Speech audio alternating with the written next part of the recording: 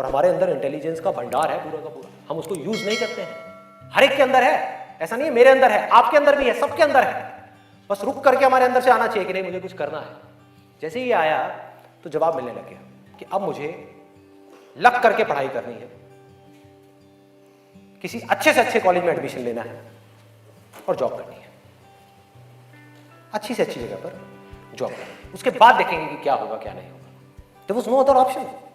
मेरे को बिल्कुल क्लियर हो गया था कि अगर ये नहीं किया तो क्या, पढ़ाई नहीं करी तो क्या, उसके बाद में कहां नौकरी मिलेगी, क्या होगा, कहां जाऊंगा, क्या करूंगा। बिजनेस का तो कोई ऑप्शन ही नहीं था माइंड के अंदर, और अच्छा है नहीं था, क्योंकि अगर वो बिजनेस का ऑप्शन होता तो मैं पढ़ाई छोड़ देता। मैं कहता छोड़ो, अभी छोड़ो ना, कल क्या छोड़नी है, अभी छोड़ दो। 12th में ही पढ़ाई छोड़ देता और बिजनेस में चला जाता और फेल हो जाता। बिजनेस किया नहीं जाता, बिजनेस हो जाता है। जैसे प्यार है ना, सुना है आपने, प्यार के जैसा है बिजनेस। प्यार में और बिजनेस में ज्यादा फर्क नहीं है। वहां पर आपको किसी इंसान से प्यार है, यहां पर अपने काम से प्यार है। पैसे से प्यार की वजह से बहुत लोग बिजनेस करते हैं और बुरी तरह से फेल हो जाते हैं, क्योंकि पैसा तो आएगा बिजनेस में, बहुत आएगा, लेकिन तब आएगा जब काम तरीके से होगा, काम से प्यार होगा। सिंपल सा फंडा ये आ गया क्लियर कि मुझे आज कल चाहे जो भी करना हो, आने वाले 2 साल बाद, 4 साल बाद, अभी 12th है ना, तो मुझे लग करके पढ़ना है। माइंड में से इफ और बट सारे निकल गए। वो सनी देओल का आपने डायलॉग सुना होगा, no if no but only Jatt. तो ऐसे ही मेरे माइंड में से सारे इफ बट निकल गए कि अब कोई इफ नहीं है, कोई बट नहीं है, सिर्फ पढ़ाई है, सिर्फ पढ़ना है और कोई ऑप्शन नहीं है। बाद में देखेंगे क्या होगा क्या नहीं होगा, कोई आइडिया आएगा नहीं आएगा, कुछ करूंगा नहीं करूंगा, अभी तो पढ़ना है। और मैंने पढ़ना शुरू कर दिया। 12th में डेली दिन में 3 घंटे 4 घंटे 5 घंटे पढ़ने लगा। पढ़ता रहा बैठ करके, दिन में रात में पढ़ता रहा। बोर्ड्स के एग्जाम्स हो गए। 12th में मेरे आए 85%। अपने स्कूल में 4th या 5th रैंक आई थी। उस टाइम पे परसेंटेजेस इतनी ज़्यादा नहीं आती थी। अब तो 95, 98, 99% भी कॉमन हो गया है।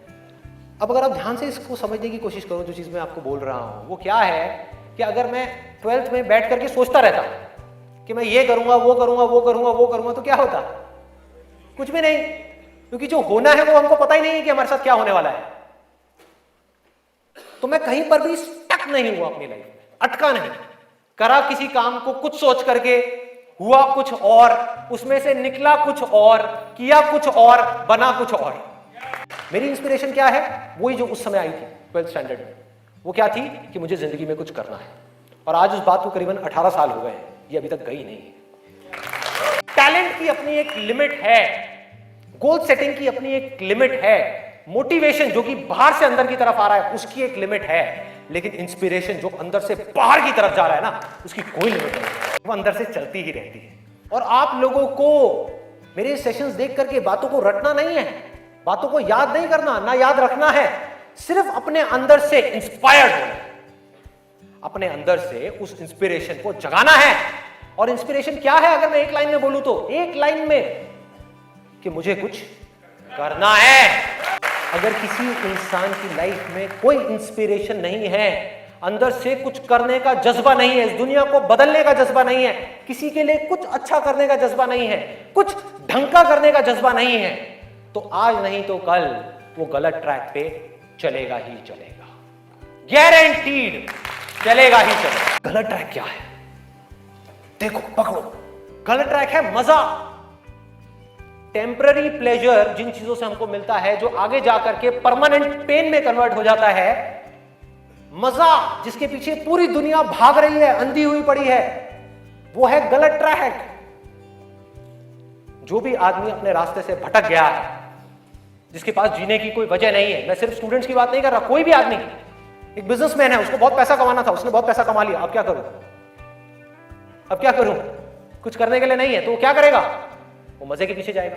पैसा तो कमा लिया, मजे मारो। एक स्टूडेंट है जिसके पास में कोई गोल नहीं है, कोई पर्पस नहीं है, पढ़ने की कोई वजह नहीं है, कोई बहुत बड़ी वजह नहीं है पढ़ने की, तो वो क्या करेगा, कहेगा छोड़ना, मजे मारो।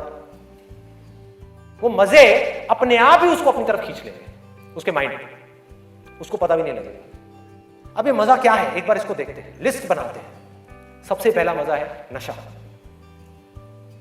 कभी भी देख लो आप उठा करके, जिसके पास में जीने की कोई वजह ही नहीं है, वो क्या कहेगा कि यार छोड़ना, बड़ी कंफ्यूजन है, थोड़ी देर के लिए सब भूल करके 2-4 लगा लो। आना ही आना है। और मैं ये नहीं कह रहा, अब यहां पे कोई थियोरेटिकल बातें नहीं हो रही कि शराब में कोई मजा नहीं है। अरे भाई बहुत मजा है, बहुत मजा है। और नहीं होता तो इतनी बोतलें कैसे बिकती? सोचो, मजा है, लेकिन ये मजा हमारे लिए अच्छा नहीं है, हमें अंदर से खोखला करने वाला है, हमें बर्बाद करने वाला है। लेकिन अगर आपकी जिंदगी में कोई पर्पस नहीं हुआ तो ये मजा आपको अपनी तरफ आज नहीं तो कल खींच लेगा। पर्पस नहीं हुआ, गोल हुआ, गोल अचीव किया तो दारू, नहीं किया तो दारू। सोचो कितना खतरनाक है ये पूरा का पूरा जाल। इससे कैसे निकलेंगे? बिना किसी पर्पस के निकला ही नहीं जा सकता, क्योंकि बिना पर्पस के डिसीजन नहीं आता लाइफ के अंदर, कमिटमेंट नहीं आता।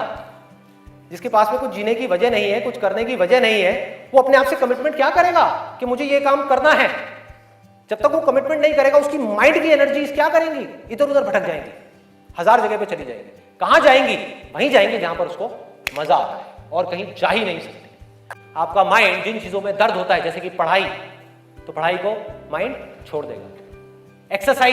एक्सरसाइज को माइंड छोड़ देगा। कभी भी देख लेना, जो ज्यादा ड्रिंक करता है वो कभी भी एक्सरसाइज करता हुआ नहीं मिलेगा आपको।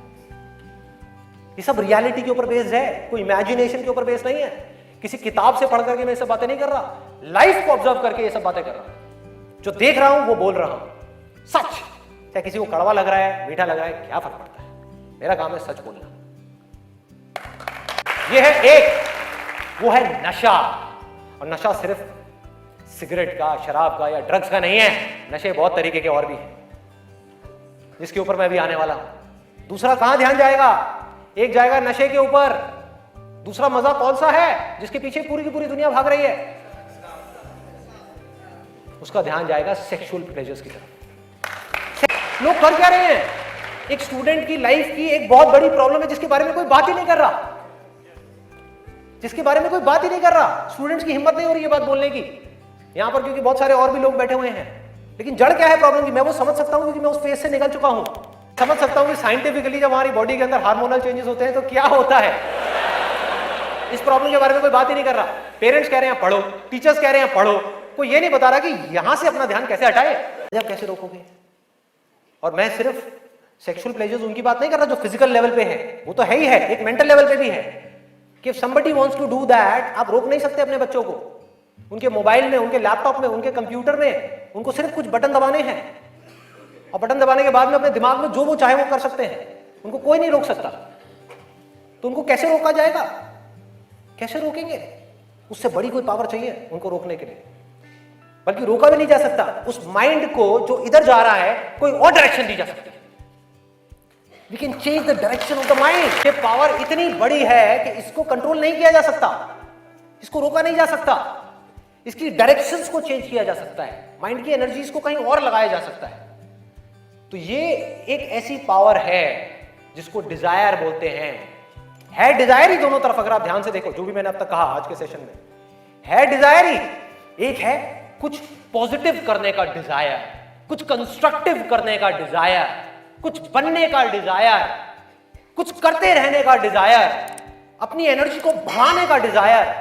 और एक तरफ है अपनी एनर्जीज को वेस्ट करने का डिजायर।